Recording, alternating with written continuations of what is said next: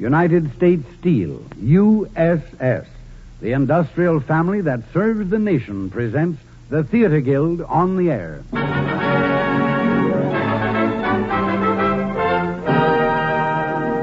Our star, Charles Laughton. Our play, Old English, by John Galsworthy, adapted for radio by Frank Gabriel and produced on the air tonight by the Theater Guild, one of America's foremost theatrical producers.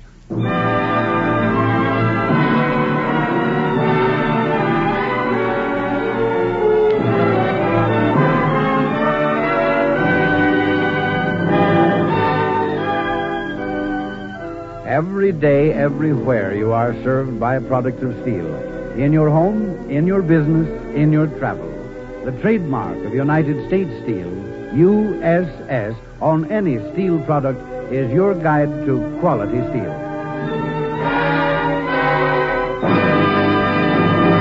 And now, from Broadway, direct from the stage of the Vanderbilt Theater, the United States Steel Corporation brings you Old English. And here is Roger Pryor speaking for the Theater Guild.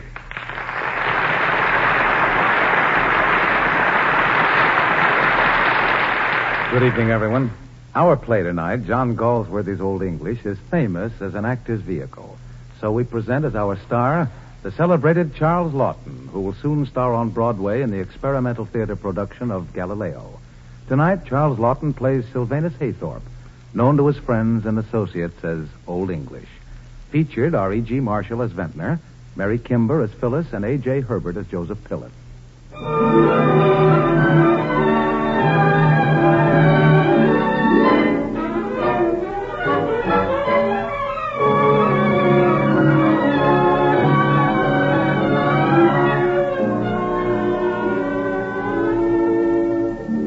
Old English takes us back to England in the year 1905. Edward VII is king. Rudyard Kipling is the popular author. The pound sterling is the soundest money in the world. And in a house in Sefton Park in Liverpool, an old English gentleman is waking up.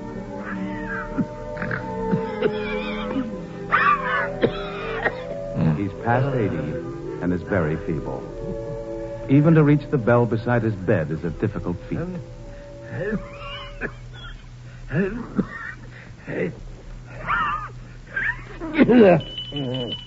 You thought I couldn't, didn't you?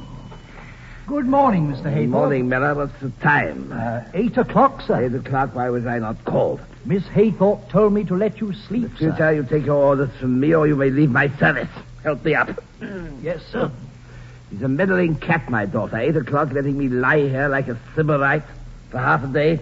Miss Haythorpe thought it might be good for you. My age, poppycock. What may this be, Miller? That's a boiled egg, I sir. realize that, but what's it for? It's your breakfast, sir. One boiled egg. Well, that's all Miss Haythorpe said you were to have, sir. He's trying to starve me. You can take this infant pap away and bring me my breakfast. Any soup? There's onion soup, sir. I'll start with that, and I want a bit of whiting or some meat pie. Sir. Well, we've a Melton Mowbray pie, Mr. Haythorpe. Cold pork, good. You fetch it in, Miller. Yes, sir. I'll have the whiting, too, and a glass of porter.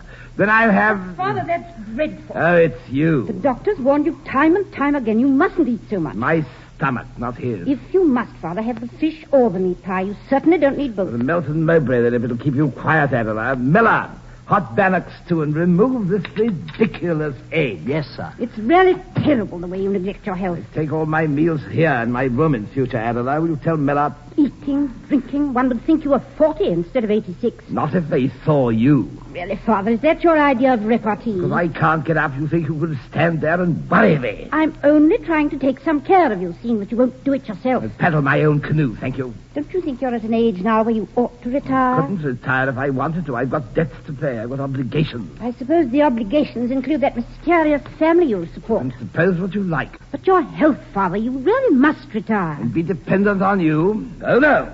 No use talking to you, Father. There's no use.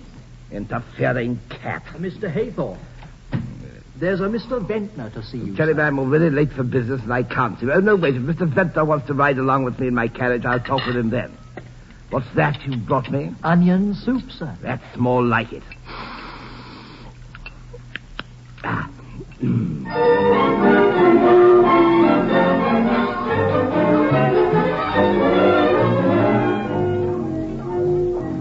Lovely day, Mr. Bentham. I'm not as much interested in the weather, Mr. Haythorpe, as I am in the 1,200 pounds you owe me. 1,200 pounds are only all I owed, sir.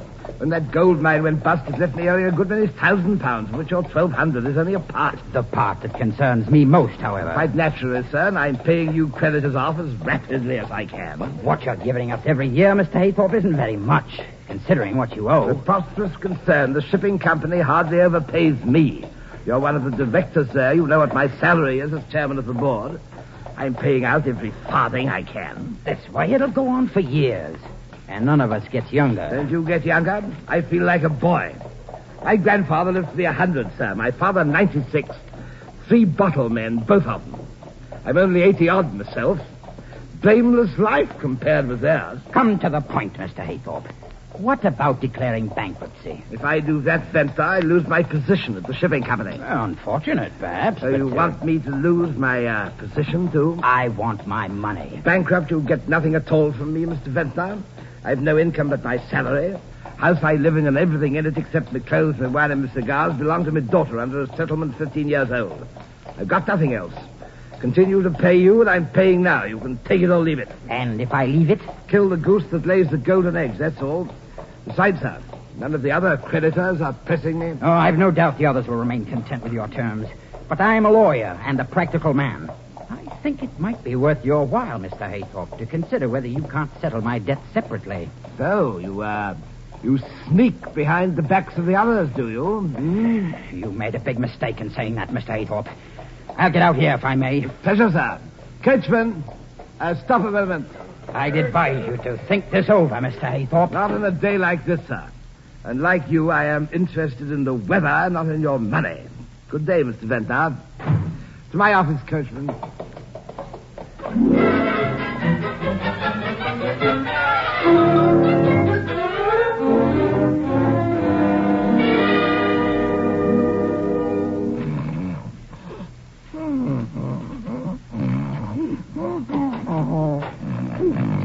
Oh, I'm sorry, sir. I woke you. You did nothing of the sort, Mr. Farney. I don't sleep sitting at my desk. Get no business done that way. There are 2 ladies to see you, sir. Ladies? A Mrs. and a Miss Larn. Oh, yes. Show him in. Young Mr. Pillin is here, too. Oh, his father must be fidgeting. I can't wait to know whether we're going to buy his ships or not. You tell young Pillin to wait, Farney. Yes, sir. Will you go in, please, Mrs. Larn? Dear old Guardy, do forgive us for coming, but I just had to see you. Good morning, Guardy. Does your guardian get a kiss or doesn't he, over there? There's 2 for good luck, Guardy. Now, you wait outside, Phyllis, Guardy, and I have business. All right, Mother.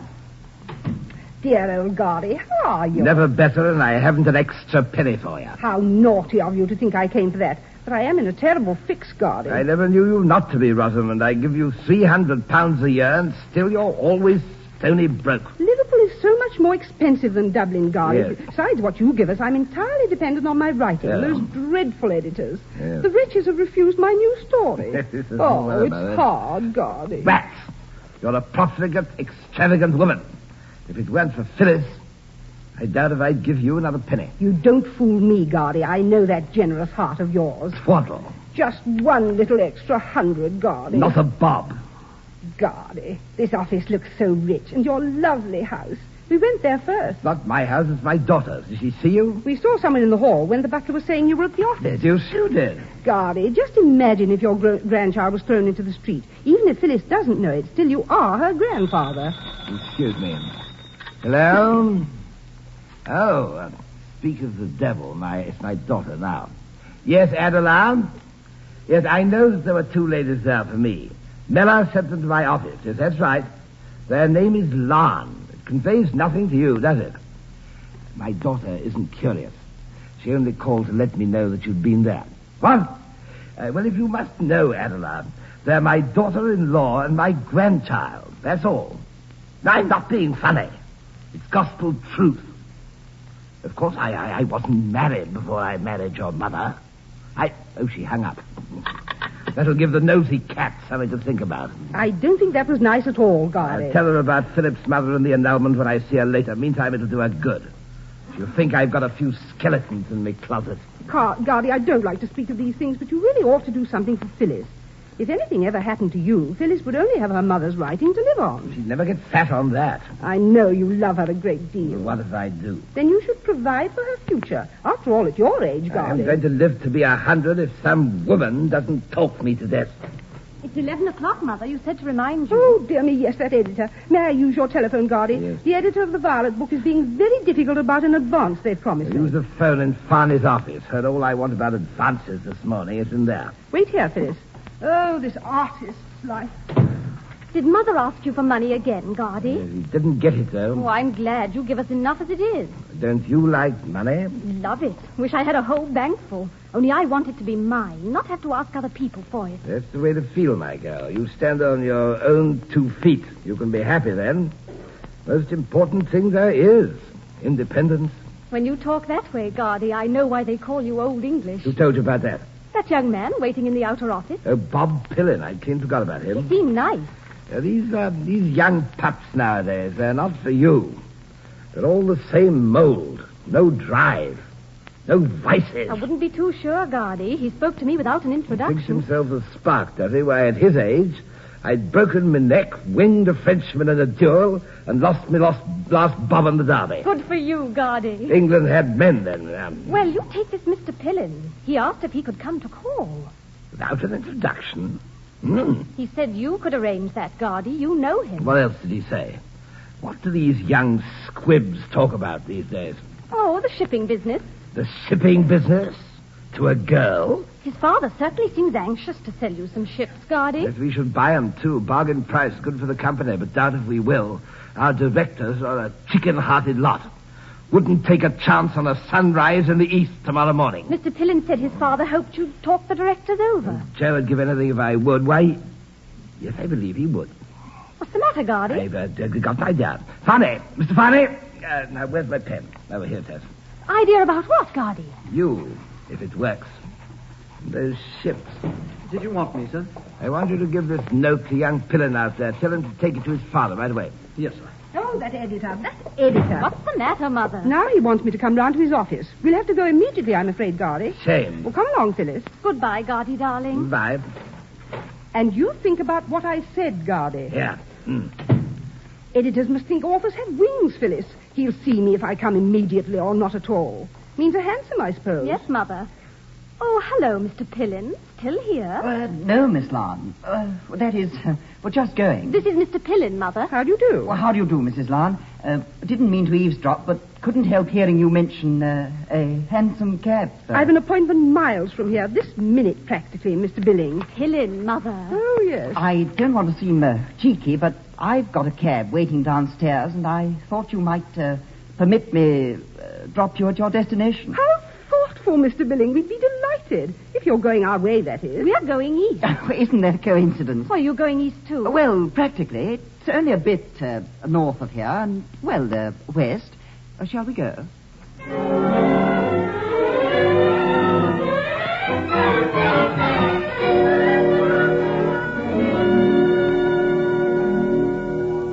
Well, Sylvanus, my son Bob gave me your message. Sit down, Joe. Have a cigar. Cigar. If I drank port and smoked cigars, I'd be in my grave in a fortnight. I'm getting old, Sylvanus. Growing nervous. You always were as scary as an old hen, Joe Pillin. Well, my nature's not like yours. What about my ships? Are your directors going to buy them? The $60,000 I'm asking is a very small price for 4 good ships. Yes, they'll buy 'em, Joe. If you make it worth my while. Worth your while? What do you mean? A commission? I'll get you £60,000 for your ships if you'll give me 10% of it. £6,000. If you don't, the deal's off, Joe. Not a bus rap. What, a commission? It's not legal. I'm not going to take a penny piece myself. I want you to settle it on some protégés of mine. But it's a breach of trust. Suppose it came It out. won't come out. Nothing to prevent your executing a settlement on some third parties. Who's your lawyer? My lawyer. Scriven. Get him to draw up the papers tomorrow. £6,000 in trust, income paid quarterly. Bring it to me here after the general meeting tomorrow afternoon. If the purchase goes through, you sign it. If you don't, you tear it up. Who are these third parties? A woman and her child must make provision for them. You afraid of being mixed up with a woman, Joe? I am afraid of being mixed up with somebody else's woman. I've not led your life, Sylvanus.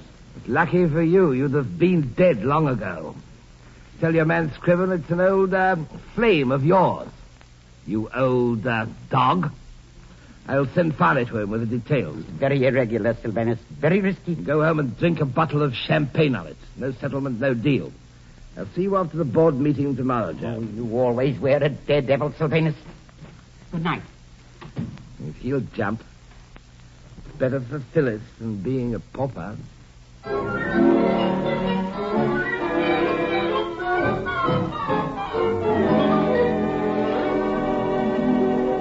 And in conclusion, gentlemen, I make this firm recommendation to the board. Times are bad, but they are touching bottom. I have said the value of ships will go up. This is the moment for a forward stroke.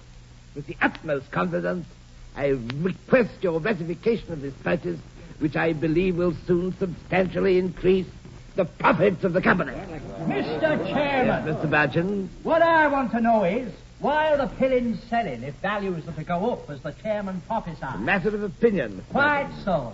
And in my opinion, they're going lower, and pillins are right to sell.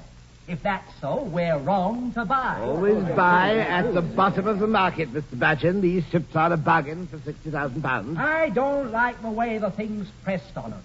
I'm not satisfied to be galloped over in this fashion by one who, whatever he may have been in the past, is now clearly not in his prime. Help me up, Harvey. Help me up. Gentlemen, my best services have been at your disposal for 19 years. My experiences of shipping is a little greater than that of the gentleman who spoke last. If I am not in my prime, my brain is solid and my heart is stout. I am not content to stagnate. If you want to stagnate, give your support to this gentleman and have done with it. But I repeat that ships will go up before the end of the year. The purchase is sound. It is more than sound. It is a bloomin' fine one. And I stand or fall by it. Chairman. Are there any other remarks? I asked for the floor, Mr. Chairman. The chair recognizes Mr. Ventnor. Gentlemen, the question is very simple. How are our pockets to be effective? I came here today with some misgivings, but the chairman's talked me round. I did. We know from experience that his knowledge of the shipping business is sound. You do? His decisions have been profitable for the company. I support him on this proposition. And I. Very well. Those in favor of the purchase of the ships will signify in the usual way. Aye. Contrary? No. Carry it.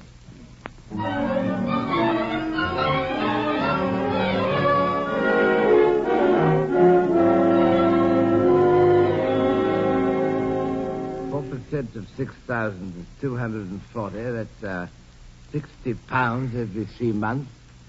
The girl can get by on that and be independent.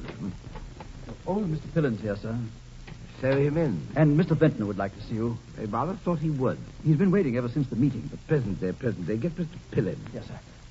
Will you come in, Mr. Pillins? Sylvanus, aren't you perished in this cold? What a quivering, quavering chap you are, Joe. Take off your coat. I should be lost without me fur.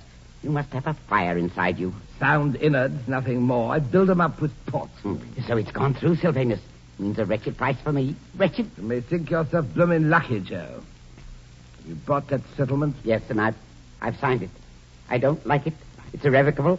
I can't bear irrevocable things. Your lawyer must think you a sad dog, Joe. Suppose it comes to the knowledge of my wife at my death. Nothing will make you shiver then. That's very bad taste, Sylvanus. Who is this Mrs. Lan? It seems my son met them here yesterday. I thought at least nobody knew you were connected with him. Nobody knows but you. Secret marriage when I was a young buck. I had a son. This is his wife and my grandchild, and you provided for him. Best thing you ever did, Joe. Oh, I wish I was out of it. As soon as the transfer of the ship is signed, I shall go abroad. This cold is killing me. I wish you'd give me your receipt for keeping warm. Get a new inside and drink port. Yet, I suppose, with your habits, your life hangs by a thread. Stout one, my boy. Will you see Mr. Ventnor now, sir? So we're in. Well, goodbye, Sylvanus. Oh, you're a Jove's comforter. I don't like it. Then lump it. I hope I'm not interrupting, gentlemen. Just leaving, sir. Take a chair, if I may, Mr. Haythorpe. Yeah. Well, you pushed your purchase through today, didn't you? But it wasn't so easy, was it? The venerable chairman had more trouble than usual. You come to your point, sir. You've got one. Oh, yes, I've got one. If the directors had turned you down, where would you have been? Out of the job. But they didn't. Thanks to me. I could have turned the scales against you instead of for you. Any help you gave me, Mr. Ventnor, was for your own sake. Be that as it may, I did help you. Now, in return, what about my £1,200? I shall pay you your fair annual share, as I pay my other creditors. Don't you think I might have a special claim on you, Mr. Aythorpe? None whatsoever. You urged that purchase very strongly, Not a didn't bit you? too strong. Values of such bottom. They go up soon. Old Pillin got here quick, didn't he? Yeah. He seemed very nervous about something. Pillin is an old man. Oh, that's what it is. Do you know what passed through my mind when I saw him leave here? Not an idea. I see. And you won't reconsider your refusal to I will me? not, sir. Mr. Aythorpe, you've had your way all your life, I fancy. I wish I had. And it's given you the idea that you can always have it. Well, you can't. I want my £1,200 now, or I'll... I will see you blasted first. You've not heard the last of this. Good day. Good day to you. That, cur smells a rat.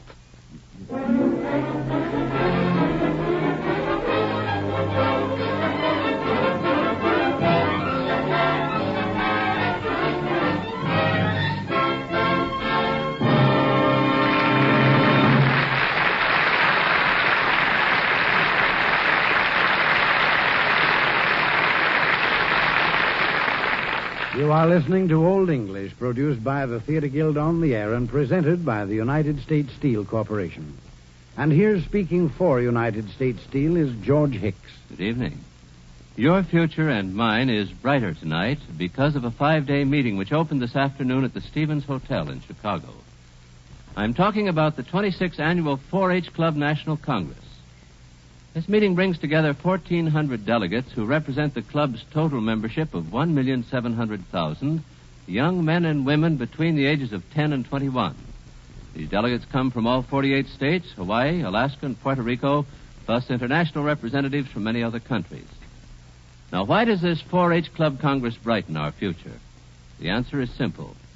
You know that the peace and prosperity of America and of the world depend largely on the ability of farmers to provide food in ever-increasing quantities. And these 1,400 4-H Club delegates represent the world's most productive young farmers. Each was chosen for outstanding achievement in handling a farm work project. Some produced prize crops, some raised superior livestock or poultry. Others were especially successful in domestic art. Still others were chosen for their efficiency in the handling and care of farm machinery. At this meeting, these 1,400 leaders were given an opportunity to take stock of their past accomplishments, to exchange helpful experiences, and set new goals for working together in the critical year ahead. From such a meeting, America and the rest of the world cannot help but profit. United States Steel is proud of the fact that 4-H Club members everywhere and farmers of all ages are able to do a better job because of modern farm implements and other products made from steel developed in United States Steel laboratories and produced in United States steel mills. That's why the 285,000 men and women of United States Steel consider it the privilege of a partner to congratulate the 4-H Club Congress delegates and 4-H Club members everywhere for their splendid achievements.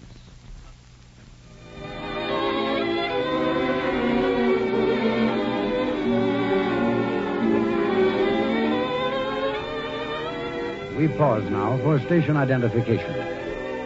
Your station is KECA, Los Angeles.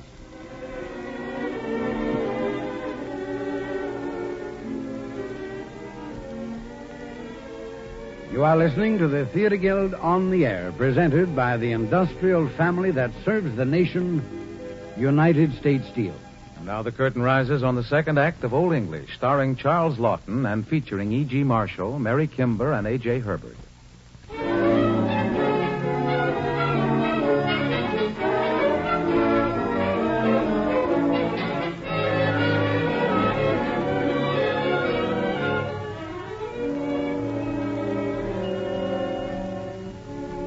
Old English has managed to secure the trust fund he wanted so much for Phyllis.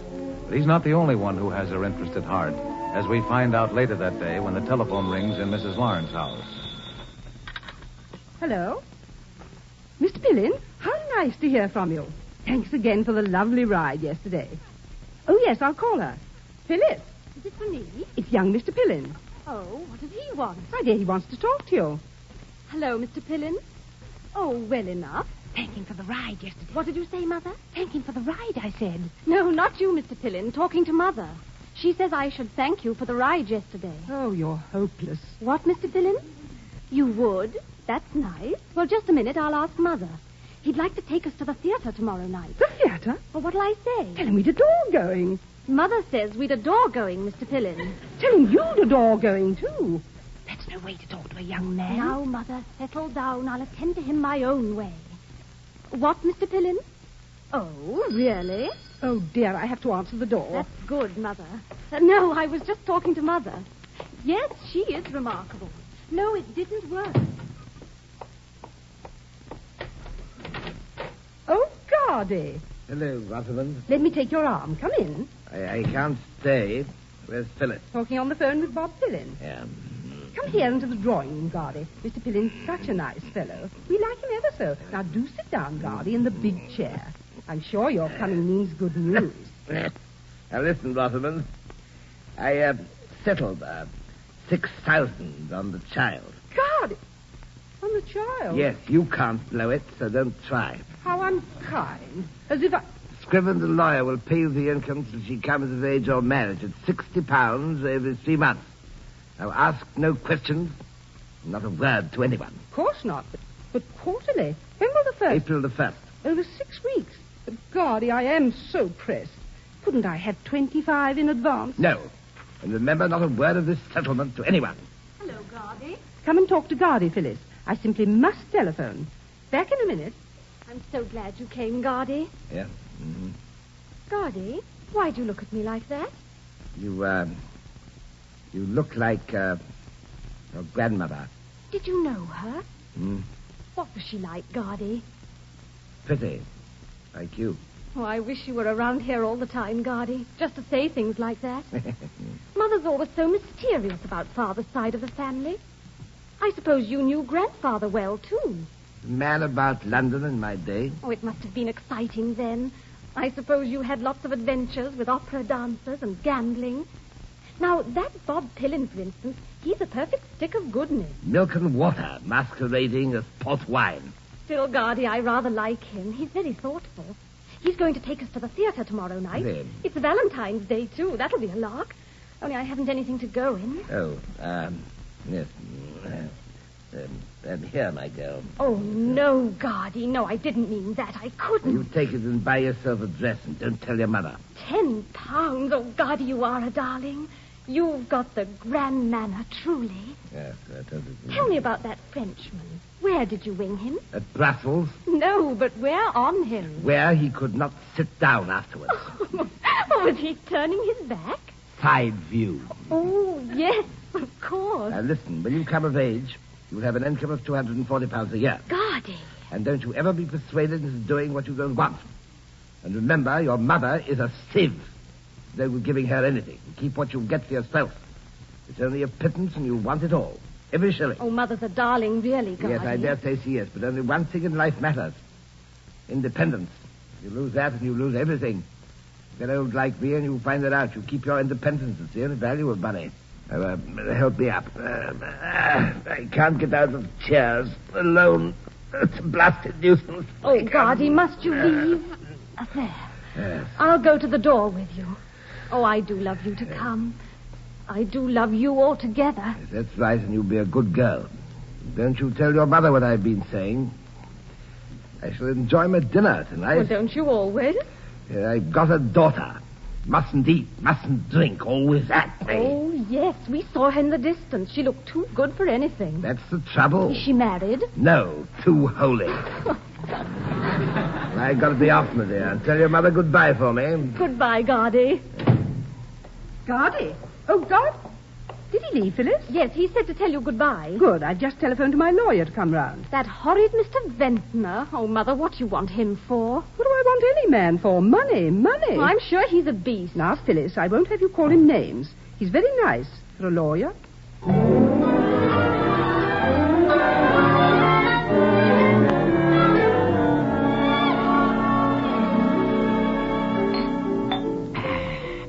Fine tipple, Mrs. Lon. Fine. Would you let me pour you another, Mr. Ventnor? No, thank you, Mrs. Lon.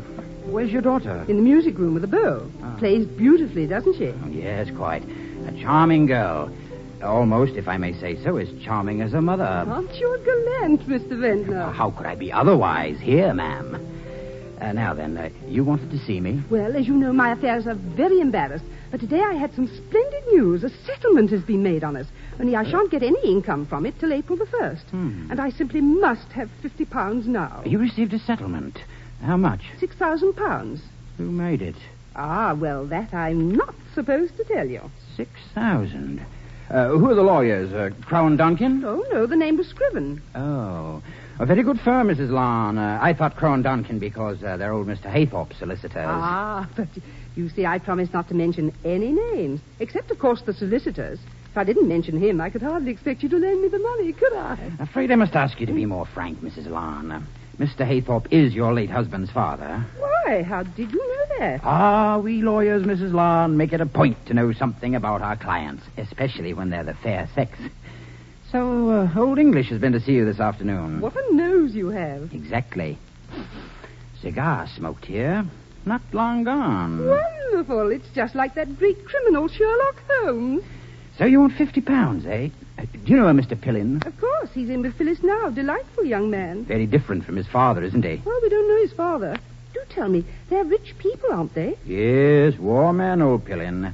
About that £50, Mrs. Lon. Yes? I must ask you to give me a little note to Scriven. Cover the formalities, you know. Oh, of course. Wait till I find the pen and paper. Good. Just write to Mr. Scriven that I'm your lawyer. Yes? And you want him to give me the details of the settlement so that I can make a record of it. I'll go and see them first thing tomorrow. Know him quite well. If it's all right, you shall have the money. And I won't charge you a penny, dear lady. How good of you. How chivalrous. Not a bit. And your note, please. Thank you.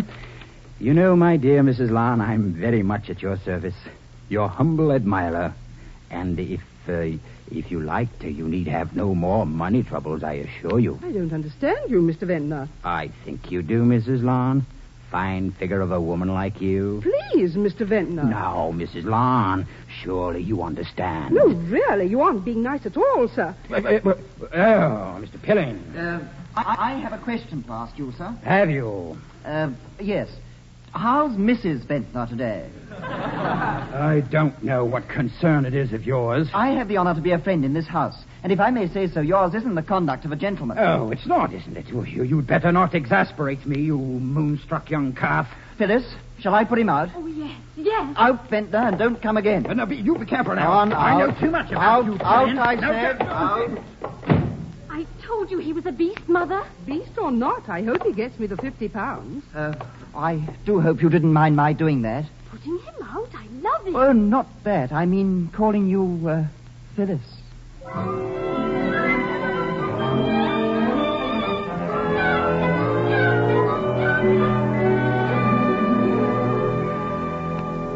Mr. Haythorpe's office? Yes, he is, Mr. Pillin. I'll see if he's free. I must see him immediately. It's urgent. Urgent, Mr. Farney. Well, Joe, what a death's head you look. You sorry you sold your ships? Wait till I close the door. Venus, I've had a man called Ventnor to see me. As I expected. Listen to this letter.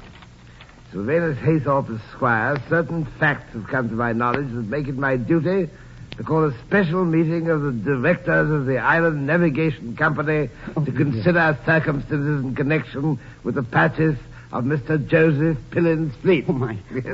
May I give you notice at this meeting, your conduct will be called in question. Signed, Charles Ventnor. Ah, there you are. There it is. Why did you get me to make that settlement, Sylvanus? Natural affection, Joe. The fact remains is the commission. This man Ventnor asked me if I knew that Mrs. Lon. What could I say? Yeah. I don't know her. But why did he ask? Her lawyer smells a rat. Oh, dear, dear, dear. This will be the death of me. Pull yourself together, Joe. They can't touch you. They can't upset the purchase of the settlement. Company got a bargain for £60,000. Worst comes to the worst, upset me. That's all. You always had such nerve. Don't you ever wake up between 2 and 4 and see everything black? Not I. I take a good stiff nightcap, my boy. I told your doctor forbid you to drink, and yet you do. Sylvanus, do you think if my son is sweet on this young lady, we could give that as a reason for the settlement? No. I won't have that. Well, really, Sylvanus, I only thought it would make it more natural. We could say they were engaged and break it off later. I will not have her dragged in. I'll pay my own scoff. Oh, but if they hold this meeting and my name gets into the papers... Won't you? Just leave that to me. Ventnor must be stopped, Sylvanus. He really must... Oh, poor shaky chap you are. You're all to pieces at the first shot. Buck up, Joe. Well, you can't afford it either, you know. Without your salary from the shipping company, you'd be ruined. You'd be a pauper. What will you do then, Sylvanus? Well, goodbye. Yes. A pauper, will I? Dependent on that holy daughter of mine. Bywords and a beggar.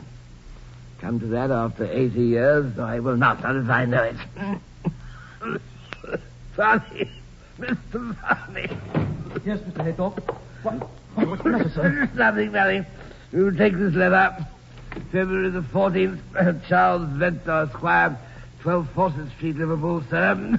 I have your letter of even date. Are you all right, sir? Yes, go on. It's even date. The contents of which I fail to understand, since the insinuations contained therein appear to be libelous. I am turning this matter over to my solicitor. Surely yours. That'll bring the cur around. Shall I get you a doctor, sir? Doctor, what more? Well, I thought you seemed a bit upset, sir. Because you stand there wasting the company's time and money. Write that letter, Mr. Farney, and deliver it immediately.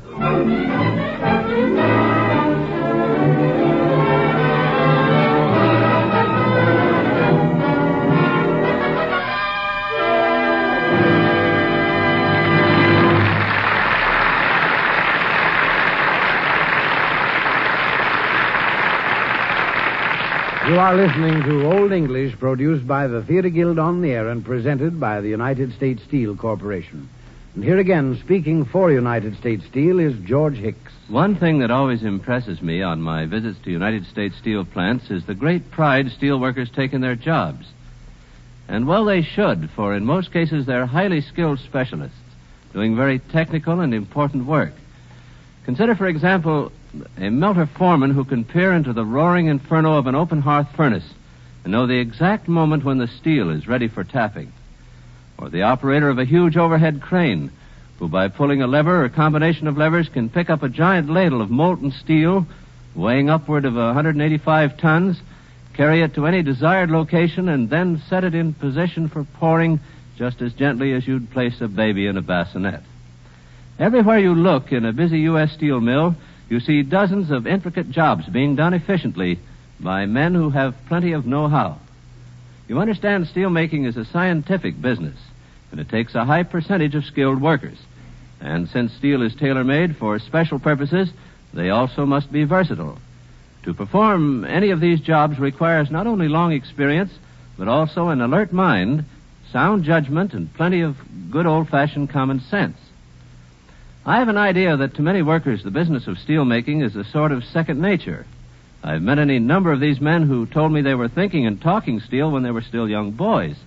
Their fathers were steelmen, and so were their grandfathers.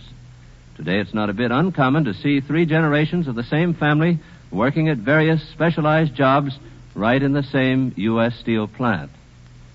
To me, it's no wonder that so many members of the vast team of workers in U.S. steel plants all over America are proud of the jobs they're doing. And it's no wonder these workers are considered an indispensable part of the industrial family that serves the nation, United States Steel.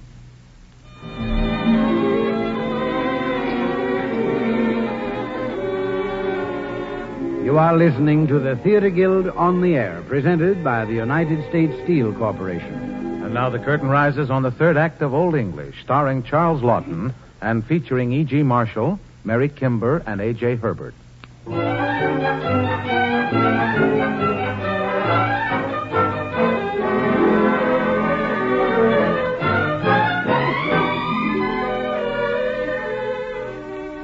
The end of that day finds Old English in his own room in his daughter's house.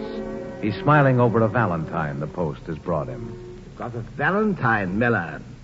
What do you say to that? That's as it should be, sir. Now, remember now, I'm dining here in my own room from now on. I'll ring for you when I want to. Yes, sir. Well, Father, are you going to keep to this absurd idea? Dining here, giving twice the trouble. Not to you. I'm going out tonight. I shall have something light early, so it doesn't matter. But I do hope by tomorrow that you'll feel more sociable. It looks so bad. Poppycock. What's this? To be your Valentine, your Phyllis. Will you be so good as to leave my mail alone? So she doesn't call you grandfather. I'm afraid I feel relieved. Have I ever had you for a daughter? Why I ever put you in the position you are? Did my mother know about this sort of thing? No. How fortunate. She could have stood it. Is that a sneer or a statement? Your mother was as hard as wood, just like you. Really, Father. They tell me you have the manners of the old school. Where do you keep them? Will you put my back up? I'm sorry. Are you going for a holiday, as Dr. Summers wants? No. Are you going at least to stop drinking port? No. Carpe diem. Live while I can. You know that any day you might have apoplexy. Soon I have done with it and turned teetotaler. There's only one word for it, pagan. Yes. If you can't think of this life, you might of the next. When they are roasting me, you will be able to say, I told you so. Sacrilege, as usual. Leave me alone, then. As if I could. The way you behave, I'm forced to keep an eye on you constantly. I shan't enjoy one moment of the ball tonight. Ball? Yes, Father. Given by the Liverpool Alliance Against Alcohol. It would be. That you, Miller? Yes, sir. Tell the cook I shall want a good dinner tonight. I will, sir. And get up a bottle of the 68 port. Yes, sir. Father, you're impossible. Alliance Against Alcohol. What have you got there, Miller? A young lady's brought these flowers, sir. Oh. A Miss Lar. Oh, yes, She's in yes, the yes, hall. yes. Shall I put them in water, sir? Very partial to water, the hyacinth. Teetotalers. Let's smell the flowers, Miller. Send them to go, Miller. No. Right, sir. Come in, Miss Lam. Oh, Gardy, I bought the dress this afternoon. It's a dream. And we're going to the Mikado. Fancy. Oh, do you like hyacinth? My favorite scent. Oh, what luck. Somehow I thought you would. This is a jolly room. What a lot of books. Any novels? I never read them. Ah, but you've had real adventures of your own. Adventures must be lovely. Not for young ladies. I don't care a bit for Mother's stories. There's always a baronet, and they're pretty steep. Steep? Yes, everyone's noble. You know, Gardy, you can't love anyone who isn't a little bad. You were never too good, I'm sure. Human being. That means you had an excuse when you wanted it. Just enjoy yourself, but you remember, the world is hard. There are lots of ruffians, always on the lookout. Oh, I know. There's a man comes to see Mother. He makes me squirm. Who is this visitor fella? Oh, he's Mother's lawyer, Ventnor, he's called. The devil he is. Oh, yes, you know him, don't you? I do. Was he there yesterday? Yes, he was. What about? Oh, money. Gardy, I've been thinking about what you told me. I think it's perfectly splendid of you because I know you're not well off. Poor as a Glasgow church mouse. Oh, I adore your expressions, Gardy. And you know another thing I love about you? Your name, Sylvanus. Name in the family as old as the hills. When I go, it goes. Oh, please, Gardy. You can't stop old time cutting us down. Never mind. Stick him up all we can. Give me a kiss. There. Remember, bread and butter with independence, better than champagne with a fool. Yes, only Bob isn't a fool, Gardy. I think he's just being too well brought up.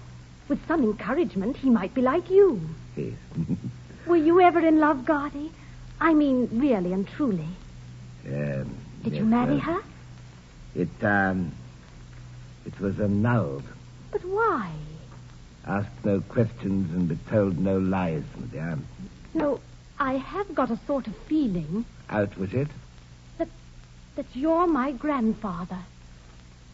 You're quite right. Sorry. Oh, no, Gardy, I think it's wonderful. It's what I always hoped. Did she die? Mm-hmm. Poor Gardy. Never look back. Doesn't do. I do so wonder what you'll think of me in that dress. Mr. Haythorne, Mr. Ventnor is here. What's he doing here, Never Gardy? you mind. You run along now. I certainly don't want to see him. Send Mr. Ventnor in. Yes, sir. Thank you for everything, Guardy. Have a good time tonight. Oh, I will.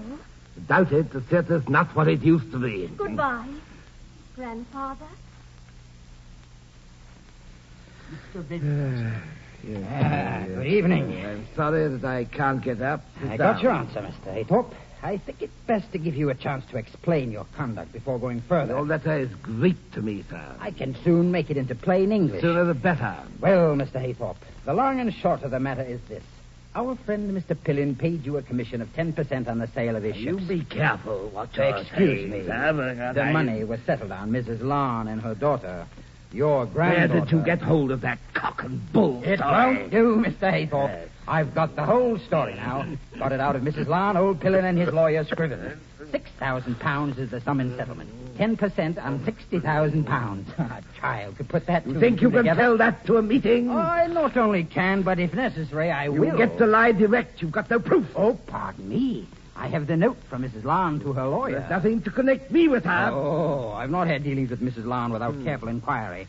It's well known in Dublin that her late husband was your son by an early indiscretion.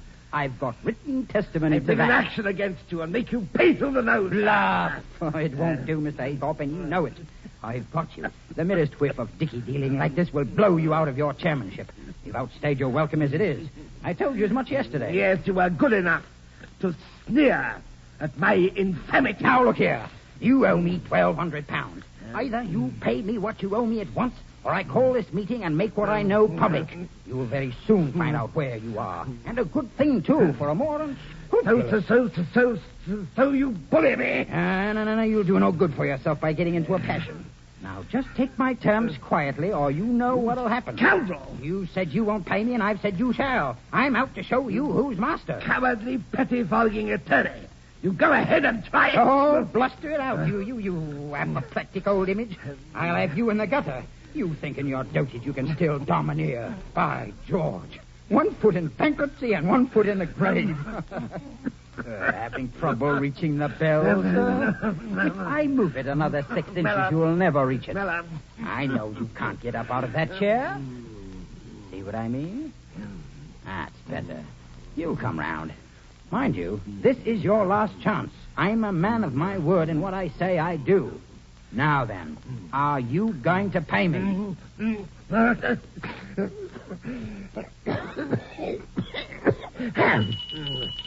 All right, ruin yourself. Did you want me, sir? Show this hound out. Very well, Mr. Haythorpe. Very well. Hope he hasn't hurt you, sir. No, just open the window and get the smell of the fellow out of here. Lost my temper. It was a mistake. Pull me up, Mella. Yes, sir. That's better. And, get me a hot bath before dinner and put some pine stuff into it. Put out my evening clothes. Really, sir? Why not? No, indeed. Get up a bottle of that champagne, Perrier Jouet. What's the menu? Soup, sir, is pottage German, filet de sole, sweetbread, pressed duck, and rum soup. Well, it's not bad, and tell cook to get me some oysters. And I want a verbit, too. And bring the big silver candlesticks. Set a proper table. Yes, sir.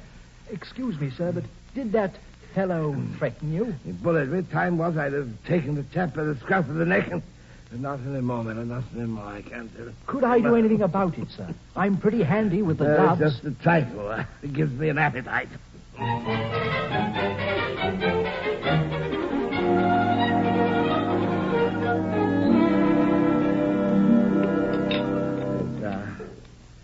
Superb duck. Exquisite. Give me a little more, Mella. Yes, sir. Now, fill my glass. Fill up. Buzz the bottle before the sweet. It's good wine. I frapped it just a little, sir. Mella, the old fur coat in the wardrobe have no use for it. Take it for yourself. Well, thank you, sir. It'll only get moth. It's got it, sir. Yes. It's superb duck. Now I'll have the sweet. Yes, sir. It's good. Very good. I'm afraid I've worried you a lot, Mella. Oh, no, sir. Not more than reason. I'm very sorry, Mella. I can't help it. Find that when you get like me. I've always admired your pluck, sir. Keeping the flag I'm flying. very much obliged to you. Well, would you give cook my compliments? It's a capital dinner. I have my port now. Oh, excuse me, sir, but after a bottle of champagne, are you sure you ought? No, but I'm going to. Or would you mind if I asked Miss Haythorpe? If you do, you can leave my service. Well, sir, I don't accept the Who responsibility. asked you to? I'm not a baby. No, sir. Get it then. Very well, sir.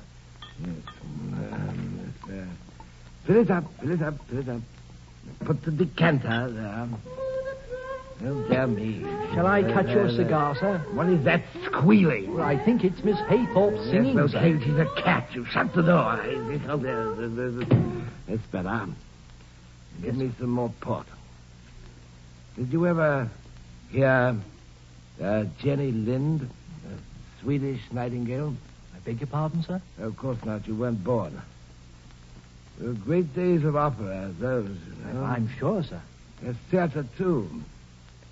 I once saw Edmund Kean. There are no actors nowadays and no horses either. Saw Hermitage went to Derby. They didn't breed them like that anymore. Great days. Your cigar, sir?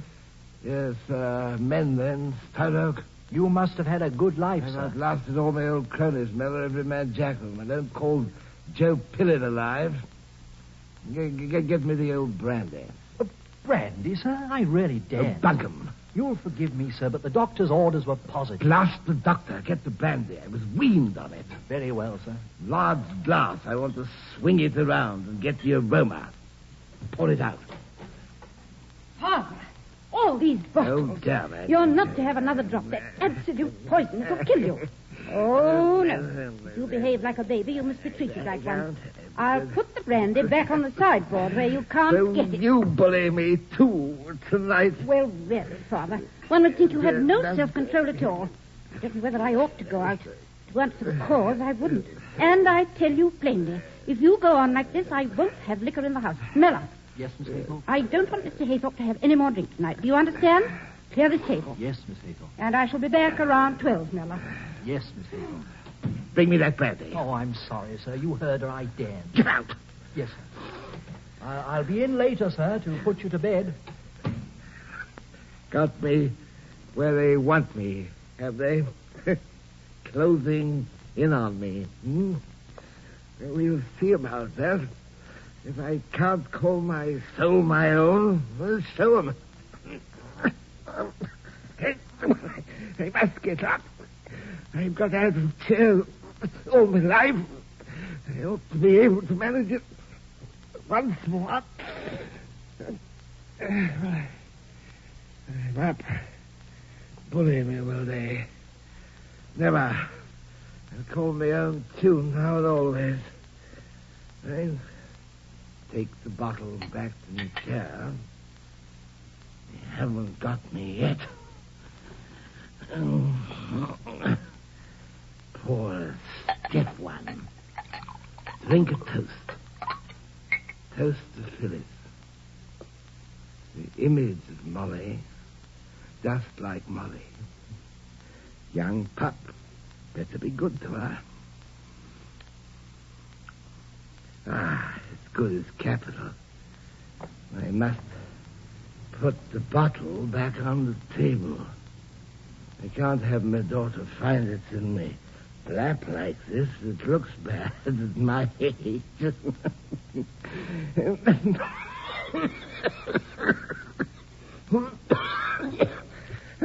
There, that's done it. Oh, it slipped. It's running out. It's running out.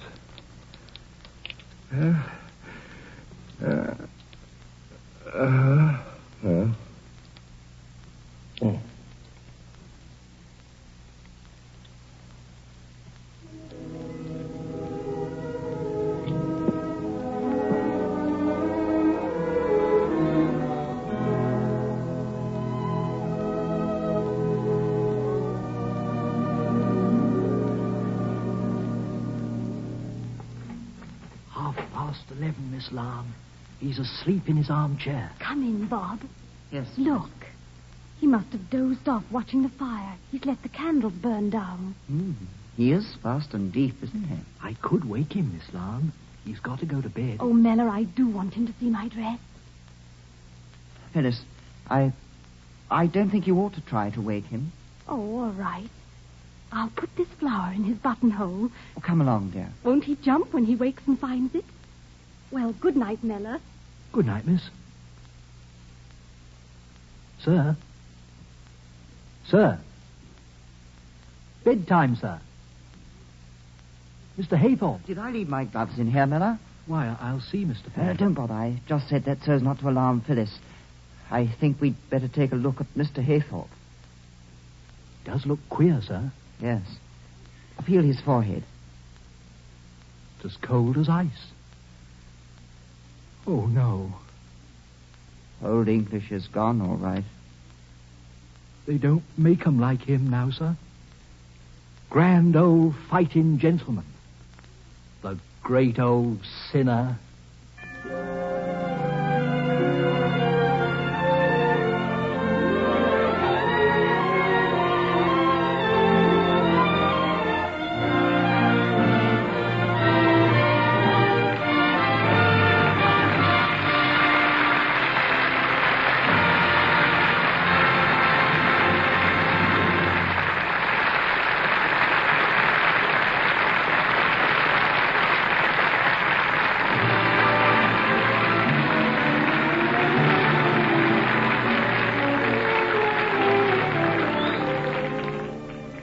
The curtain has fallen on the Theatre Guild on the Air production of Old English by John Galsworthy, sponsored by the United States Steel Corporation, starring Charles Laughton as Sylvanus, and featuring E.G. Marshall as Ventnor, Mary Kimber as Phyllis, and A.J. Herbert as Joseph Tillin.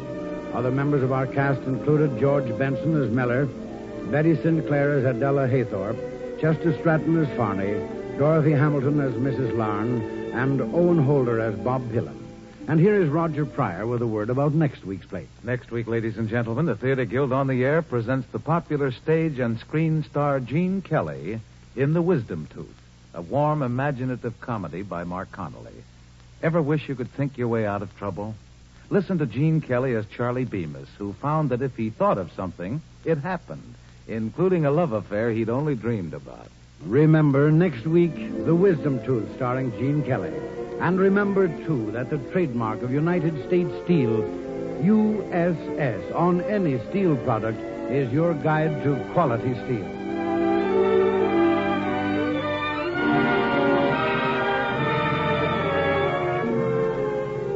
The Theatre Guild on the Air is under the supervision of Lawrence Langner and Teresa Helburn, with Homer Fickett directing. Carol Irwin is production executive, and Armina Marshall, executive director. Music was composed and conducted by Harold Levy. Charles Laughton may soon be seen in Paramount Pictures' The Big Clock, co-starring with Ray Milland. Your announcer, Norman Brokenshire. The United States Steel Corporation hopes that you'll be with us next Sunday at this same time.